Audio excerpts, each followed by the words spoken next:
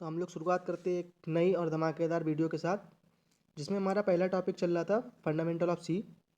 तो उसमें हम सी की हिस्ट्री के बारे में और फर्स्ट प्रोग्राम के बारे में डिस्कस कर चुके थे। उसके बाद हम लोग अपना सेकंड लेक्चर लेके आए हैं। चलिए बिना टाइम वेस्ट करे हम लोग लेक्चर को शुरू करते हैं। वीडियो शुरू करने से पहले तब तक आप 2 सेकंड ये वीडियो देख लीजिए, उसके बाद हम लोग वीडियो शुरू करते हैं।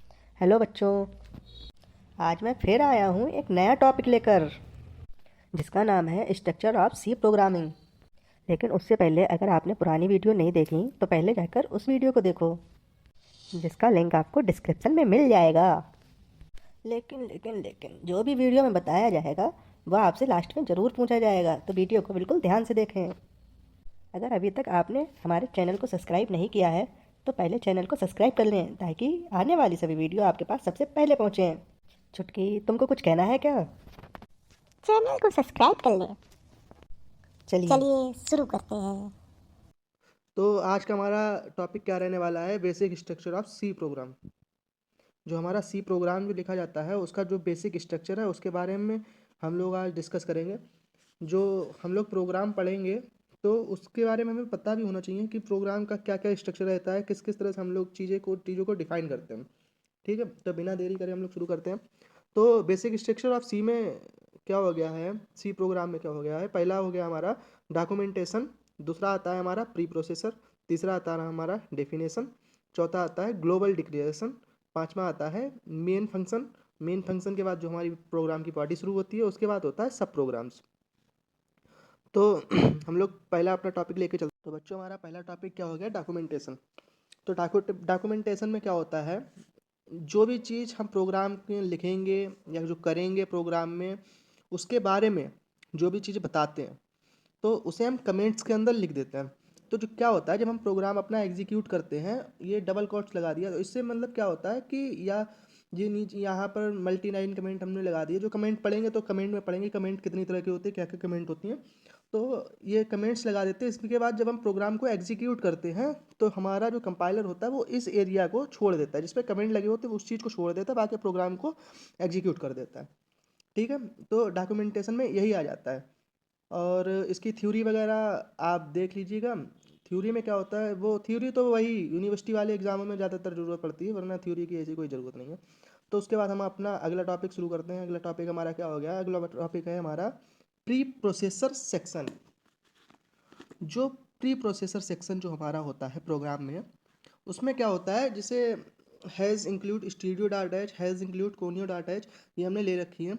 ये हमारे प्रोग्राम की लाइब्रेरी होती है। जैसे कोई भी फंक्शन होता है डिफाइन, जैसे हमने प्रिंट एफ ले लिया तो प्रिंट एफ को कंपाइलर नहीं जानता है कि इसका काम क्या होता है, तो उसमें प्रिंट एफ को प्री डिफाइंड फंक्शन बोलते हैं। इसकी डेफिनेशन इस लाइब्रेरी के अंदर सेव होती है। तो यहाँ पर जो हम हेडर हेडर फाइल्स लगाते हैं ये लाइब्रेरी होती है। जैसे स्टीडियो डाटा एच है, कोनियो डाटा एच है। अब हमने जैसे मैथ का कोई फंक्शन यूज़ करा, अब कंपाइलर को तो नहीं पता होता है कि ये मैथ में क्या होने वाला है, या हम इसको अर्थमेटिक ऑपरेशन को किस किस तरह से परफॉर्म करेंगे। तो उसके लिए हम मैथ डॉट एच को लगाते हैं। तो ऐसे हेडर फाइल्स में जो हम भी फंक्शन जो लिखेंगे प्रोग्राम के अंदर उसकी डेफिनेशन सेव रहती है। तो सिंपल वर्ड में क्या हो गया? प्री प्रोसेसर सेक्शन क्या होता है? प्री प्रोसेसर सेक्शन वो होता है जिसपे हमारे जो प्रोग्राम होता है उसमें जो भी चीज़ें हम यूज़ करते हैं उनकी जो प्री डिफाइन फंक्शन होते हैं उनकी डेफिनेशन इन इनके अंदर सेव रहती है। ठीक है, जो उसकी डेफिनेशन हो गई है वो इसके अंदर सेव रहेगी। तो फिर हमारा अगला टॉपिक क्या हो जाता है? अगला टॉपिक आता है डेफिनेशन। अब डेफिनेशन क्या होता है? डेफिनेशन में जनरली हम वो चीज़ें लिखते हैं, जैसे कोई भी चीज़ ऐसी चीज़ डिफाइन करते हैं जो हमें अपने प्रोग्राम में कोई भी अलग से कांस्टेंट यूज़ करना होता है, जब तब हम डेफिनेशन में कोई भी चीज़ डिफाइन करते हैं। ठीक है, डेफिनेशन का क्या हो गया? डेफिनेशन में हम वो चीज़ लिखते हैं जब हमें अपने प्रोग्राम में अलग से कोई भी कांस्टेंट ऐड करना होता है। ठीक है ना? उसके बाद हम अपना अगले टॉपिक पे चलते हैं। अगला टॉपिक हो गया हमारा ग्लोबल डिक्लेरेशन। अब ग्लोबल डिक्लेरेशन का मतलब क्या हुआ? इसे हम अपनी मेन बॉडी से ऊपर डिफाइन करते हैं। जैसे जहाँ पे हम वाइडमेन या इंटीमेंट लगाते हैं उससे पहले हम इसे ग्लोबल डिक्लेरेशन, जैसे यहाँ पर हम कोई भी चीज़ डिफाइन करते हैं, जैसे हमने इसमें किया है इंटीजर नम इजिकल टू 18। अब इसको हम नम को अपने प्रोग्राम के अंदर जैसे मेन बॉडी के अंदर कहीं पे भी यूज़ कर सकते हैं। और हमने अगर कोई भी फंक्शन बना रखा है, ठीक है ना। अगर हमने जैसे हमने अपनी मेन बॉडी के अंदर इसको डिफाइन किया है और उसके बाद अगर हमने कोई भी प्रोग्राम के अंदर कोई भी फंक्शन बना रखा है तो वहाँ पर भी हम इसे यूज़ कर सकते हैं। अब जैसे इस ये ग्लोबल डिक्लेरेशन का मतलब होता है, अगर हमने मेन बॉडी से ऊपर डिफाइन किया है तो हम प्रोग्राम के अंदर जो मेन बॉडी में प्रोग्राम लिख रहे हैं वहाँ पर भी इसका यूज़ कर सकते हैं। और हमने अगर कोई फंक्शन बना रखा है तो वहाँ पर भी इसका यूज़ कर सकते हैं। लेकिन जो मेन बॉडी का अंदर हमने जो भी कोई चीज़ अगर डिफाइन करते हैं उसको हम केवल और केवल मेन बॉडी के अंदर ही यूज़ कर सकते हैं, उसको हम उसके बाहर यूज़ नहीं कर सकते। ठीक है ना। तो ये हो गई हमारी ग्लोबल डिक्लेरेशन। हमारा अगला टॉपिक आ जाता है मेन फंक्शन। अब मेन फंक्शन क्या होता है? मेन फंक्शन ऐसे समझ लो हार्ट ऑफ प्रोग्राम हो गया। अगर मेन फंक्शन नहीं है तो हमारा सी में कोई भी प्रोग्राम रन नहीं हो सकता।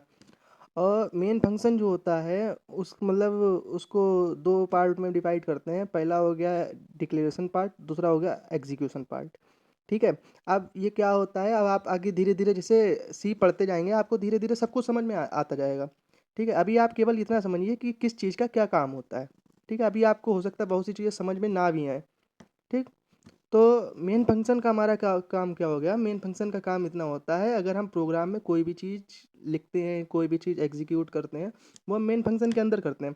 और अगर हमें कोई भी काम या कोई भी जैसे हमें एडिशन बार बार करना है तो हम मेन फंक्शन के बाहर कोई या मेन फंक्शन के बाहर कोई भी ऐसा एक फंक्शन बना लेते हैं और उसको मेन फंक्शन के अंदर हम बार बार कॉल कर सकते हैं। अगर मतलब कि वो फंक्शन अपने आप को ऐसे एग्जीक्यूट नहीं कर सकता जब तक वो मेन फंक्शन में कॉल ना किया जाए। ठीक है। तो अगर कोई भी चीज़ हम बनाएंगे तो वो मेन फंक्शन के अंदर बनाते हैं। तो आप हमारा ये काम हो गया मेन फंक्शन का। उसके बाद हम ले लेते हैं, इसके बाद अगला आ जाता है टॉपिक हमारा सब प्रोग्राम। तो सब प्रोग्राम क्या होता है? हम प्रोग्राम में कोई भी काम जैसे कोई भी एग्जीक्यूशन, जैसे हमें मान लो कि हमें एडिशन बार बार करना है। जैसे हमने यहाँ पर एडिशन का एक वो लिया है सिंटेक्स, हमें जैसे मान लो एडिशन बार बार करना है। अब क्या हुआ कि जहाँ पे भी हमें एडिशन करना पड़ेगा उसमें हम प्रोग्राम इसके फंक्शन के नाम से मेन बॉडी के अंदर उसको कॉल करेंगे, उसके बाद वो हमें एग्जीक्यूट करके उसकी वैल्यू दे देगा। ठीक है। तो इसको हम अपनी सुविधा के अनुसार जो भी कोई भी फंक्शन बना सकते हैं। जैसे ये इसमें हमें जैसे एडिशन बार बार करना है तो हमने एडिशन का एक वो फंक्शन बना लिया और उसको मेन फंक्शन के अंदर बार बार कॉल करते रहेंगे। ठीक है। तो ये हो गया सब प्रोग्राम या कोई सब फंक्शन मान लो। ठीक है। क्या आ जाता है हमारा, एक एग्जांपल हम ले लेते हैं। जैसे जितना भी हमने अभी तक थ्योरी पढ़ी है उसको एक ग्राफ की मदद से केवल इतना समझ लेते हैं। जो सबसे पहले हमारा क्या आया था, टॉपिक हमारा आया था डॉक्यूमेंटेशन सेक्शन। तो उसमें क्या आ गया, जैसे हमने यहाँ पर कमेंट लगा के नेम को डिफाइन कर दिया, नेम ऑफ प्रोग्राम, इसको मतलब ये हमारा आ गया डॉक्यूमेंटेशन में। और उसके बाद आ जाता है हमारा प्री प्रोसेसर, उसके बाद आ जाता है हमारा डिफाइन सेक्शन। देखो इस तरह से आता है। जो ये ऐसे समझ लो कि ये केवल स्ट्रक्चर इसलिए है ताकि आपको अच्छे से समझ में आ जाए कि कौन सी चीज़ कैसे होती है और कहाँ पे यूज़ की जाती है। ठीक है। तो ये हो गया हमारा पूरा structure of C programming language. तो अगर वीडियो पसंद आई हो तो वीडियो को आप लाइक कीजिएगा, चैनल को सब्सक्राइब ज़रूर से कर लें। ठीक है। Thank you.